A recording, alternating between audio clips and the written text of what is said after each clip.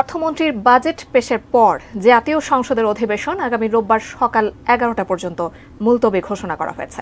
Budget বিষয়ে আরও জানাতে সংসদ ভবন থেকে সরাসরি আমাদের সাথে যুক্ত হচ্ছেন সহকর্মী মহসিন কবির। মহসিন, সংকটের এই সময়ে কৌশলী বাজেট যেটা পেশ হলো সে সম্পর্কে সংসদ সদস্যদের প্রাথমিক প্রতিক্রিয়া আপনার মাধ্যমে জানতে চাই।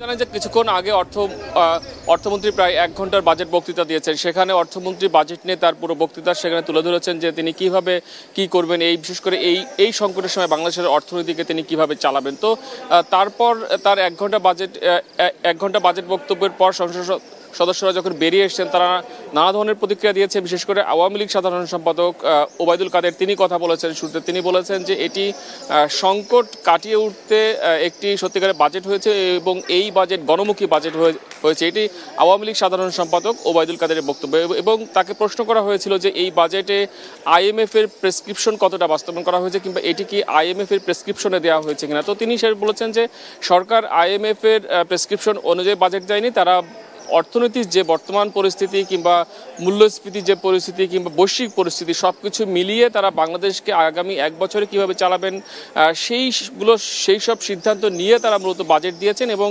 এই বাজেটে বাংলাদেশের যে অর্থনীতি কিংবা বৈশ্বিক যে সংকট চলছে অর্থনীতি সেই সংকট থেকে মোকাবেলা করা সম্ভব হবে বলে তিনি বলছেন। এটি আওয়ামী লীগ সাধারণ সম্পাদক, যিনি সরকারের সড়ক ও সেতু মন্ত্রী। এবং এরপরের কথা বলেছেন সরকারেরই শরিক দল 14 দলীয় জোটের অন্যতম শরিক দল ওয়ার্কার্স পার্টির সভাপতি রাশেদ খান মেনন। তিনি কিছুটা সমালোচনার সুরেই কথা বলেছেন এবং সেখানে বলেছেন যে অর্থমন্ত্রী যে 1 ঘন্টার বাজেট বক্তব্য দিয়েছেন সেই বাজেট বক্তব্য আসলে খুব বেশি যে অর্থনীতির যে বর্তমান পরিস্থিতি কিংবা কিভাবে তিনি 1 বছর চালাবেন কিংবা যে সংকট চলছে বিশেষ করে ডলার সংকট চলছে কিংবা এই সকল বিষয়গুলো কিভাবে তিনি সামাল দিবেন সেই সকল বিষয়গুলো এই 1 ঘন্টার বক্তব্য স্পষ্ট হয়নি বলে বলছেন সরকারেরই শরিক দল ওয়ার্কার্স পার্টির সভাপতি রাশেদ খান মেনন। তিনি সেই ধরনের কথা বলেছেন এবং যে সরকারের পক্ষ থেকে যে বারবার বলা হচ্ছে যে এটি গণমুখী বাজেট, তবে তিনি আসলে বলছেন যে তিনি এই বাজেটে সেই ধরনের কোনো কিছু খুঁজে পাননি এবং বলছেন যে সাধারণ মানুষের উপর হয়তো করের বোঝা চাপতে পারে এবং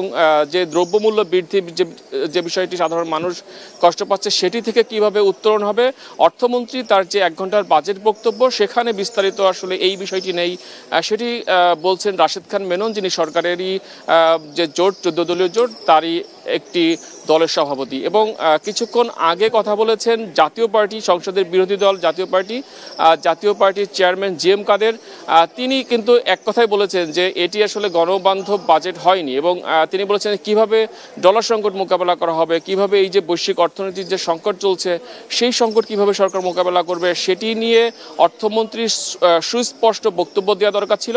তবে যে 1 ঘন্টার বক্তব্য তিনি দিয়েছেন সেখানে তিনি এইগুলো খুঁজে পাননি এবং তিনি আরেকটি কথা বলেছেন যে সরকার অনেকটা ঋণ নির্ভর এবং সরকার যে ঋণ শোধ করছে সেটাও ঋণ নিয়ে শোধ করছে, সেই ধরনের কথা GM কাদের বলছেন। এবং তিনি যেটা বলেছেন যে সংকট উত্তরণের জন্য যে সকল বিষয়গুলো থাকা উচিত ছিল অর্থমন্ত্রীর এই বাজেট বক্তৃতায় কিংবা বাজেটে সেটি তিনি এখনো পর্যন্ত পাননি। তো সবকিছু মিলিয়ে